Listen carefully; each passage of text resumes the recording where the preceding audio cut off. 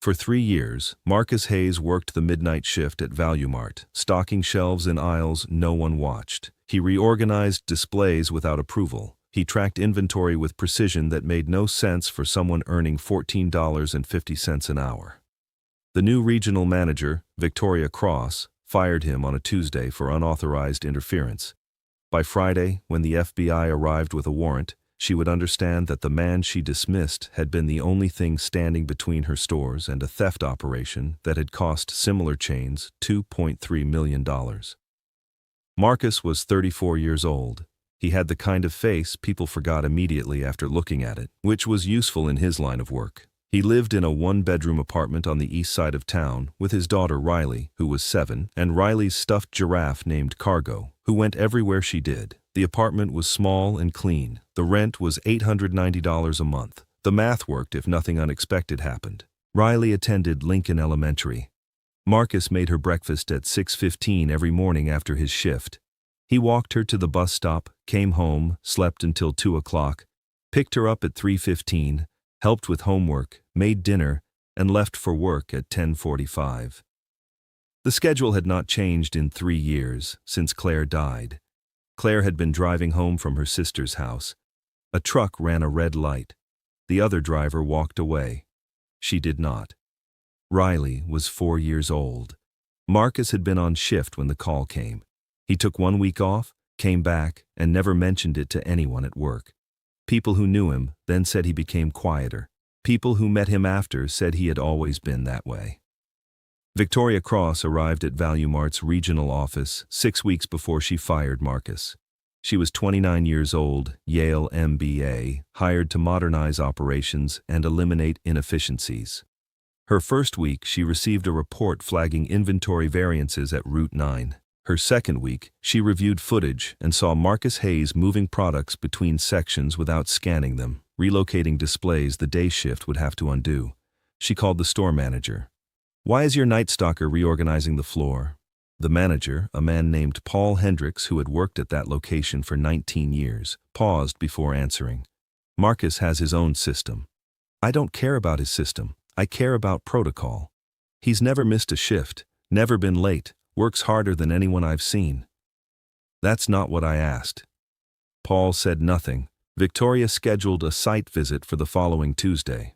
Marcus knew she was coming. Paul had called him Monday night, unofficial warning, the kind of heads-up that happens between people who trust each other. Marcus thanked him and went to work as usual. Victoria arrived at 6 a.m. with an assistant and a tablet. She walked the store for 40 minutes, photographing sections Marcus had reorganized, noting discrepancies between shelf layouts and the corporate planogram. In aisle 7, she found Marcus restocking cereal boxes. He was placing them in an order that did not match the schematic. "Mr. Hayes." He turned. "Yes, ma'am." "Can you explain why these products aren't positioned according to the display plan?" Marcus looked at the shelf. "High-value items go 3 rows up, left side near the support beam. Lower-value items stay bottom right. It reduces concealment angles." Victoria stared at him. "Concealment angles?" "Yes, ma'am. This is a supermarket, not a military installation." "I'm aware. Your job is to stock shelves according to the plan we provide, not to redesign the floor." Marcus said nothing. Victoria opened her tablet and pulled up his personnel file.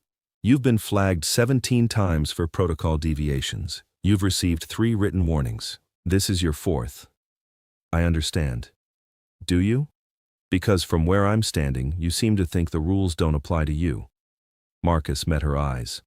"The rules apply. I'm just solving a problem the rules don't account for." "What problem?" He looked at the shelf, at the specific placement of the cereal boxes, at the sight line from the security camera 15 feet above. Then he looked back at her. "With respect, ma'am, I'd need more than 2 minutes to explain it." Victoria closed the tablet. "I'm terminating your employment effective immediately. HR will process your final check. Security will escort you out." Marcus nodded once. He removed his vest, folded it, and set it on the shelf beside the cereal boxes. Then he walked toward the front of the store, without saying another word. Riley was at the neighbor's house when Marcus got home at 7:30. He called, explained he'd been let go, asked if she could stay until he sorted things out. The neighbor, Mrs. Chen, said of course, "Take your time." He thanked her and sat down at the kitchen table. He did not feel angry. He had expected this for weeks. Victoria Cross was exactly the kind of executive who saw process deviations as insubordination rather than adaptation. He had worked for people like her before, in another life, when he wore a different uniform and carried a different title. Marcus Hayes had spent 6 years as a loss prevention analyst for a national retail chain before Riley was born. He had designed inventory security systems for 40 stores. He understood theft patterns the way other people understood weather. When Claire died and he needed a job that let him be home for Riley, he took the night stock position because it paid enough and asked nothing except physical work. He did not tell them about his background, but he could not stop seeing the patterns, the missing high-margin items, the coordinated timing. Certain products disappeared only on specific nights, from sections with poor camera coverage, in quantities below the threshold that triggered alerts. Within 6 months, he knew a professional theft ring was operating inside the store. He estimated they were taking between $15,000 and $20,000 per month. He reported it once. Paul escalated it to Regional. Regional sent a form email thanking him for his vigilance and reminding him to follow proper reporting procedures. Nothing changed. So Marcus started reorganizing the shelves. He moved high-value items to positions with better camera angles. He created layout patterns that forced thieves into sightlines they could not avoid. He tracked products manually, logging discrepancies in a notebook he kept in his locker. He did not do it for recognition. He did it because he could not watch something break and do nothing. For 3 years, the thefts slowed, not stopped, but contained. The ring adapted, shifted tactics, but Marcus adapted faster. They never knew his name. They only knew the store had become harder to work.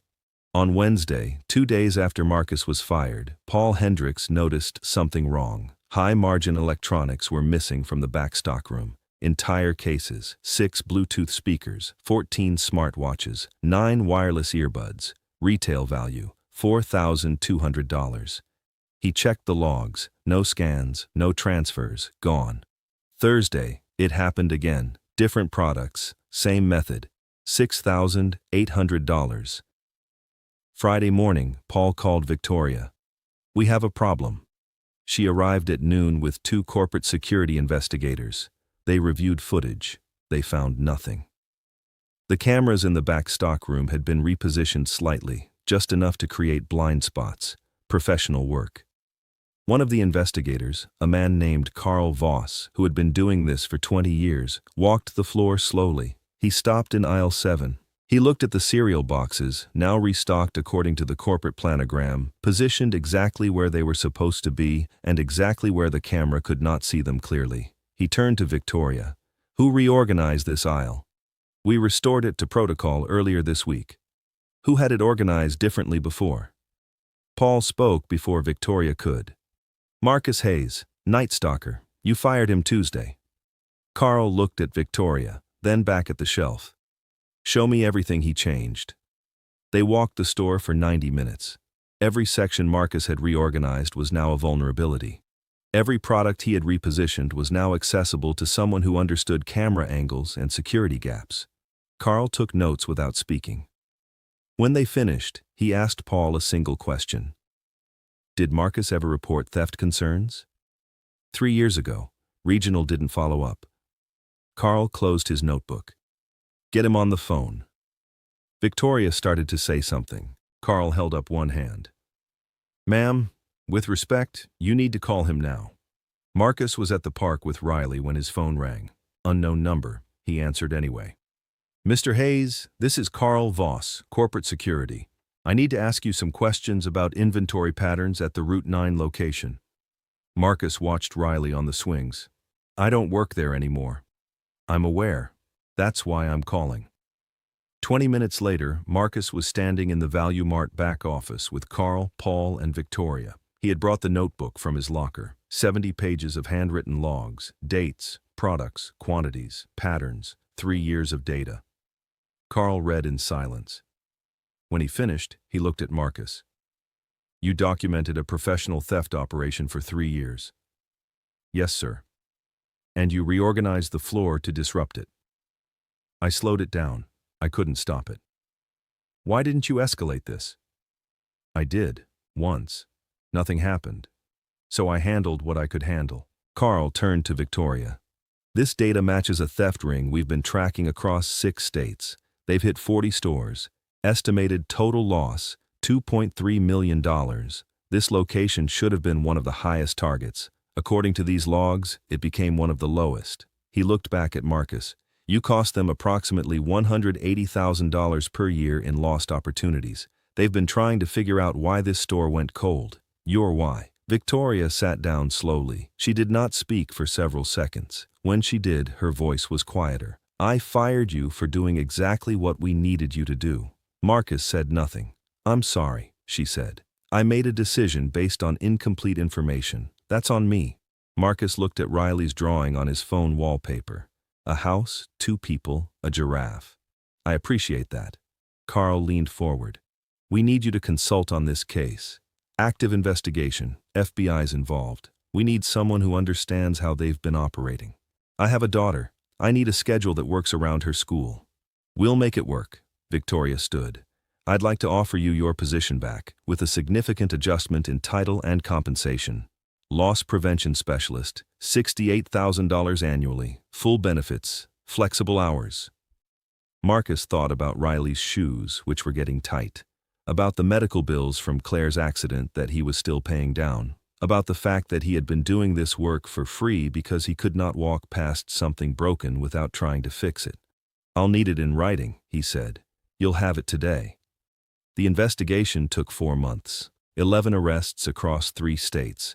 The FBI cited Marcus's documentation as critical evidence. ValueMart implemented his security recommendations across 200 stores. The company recovered $340,000 in stolen merchandise and prevented an estimated $1.8 million in future losses. Marcus worked from home 3 days a week, consulted on-site 2 days. He picked Riley up from school every afternoon. They had dinner together every night. On Saturdays, they went to the park. On Sundays, they drew pictures at the kitchen table. Riley drew houses and people and giraffes. Marcus drew security camera angles and inventory flow patterns. She thought about this seriously. Then she said, "Like you keep me safe." "Exactly like that," he said. Victoria called him 6 months later. Not for work, just to check in.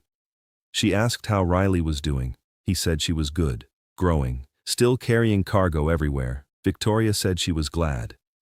Before she hung up, she said one more thing. "I've been thinking about that morning. When I fired you, you could have told me what you were doing. You could have explained." Marcus was quiet for a moment. "You wouldn't have believed me."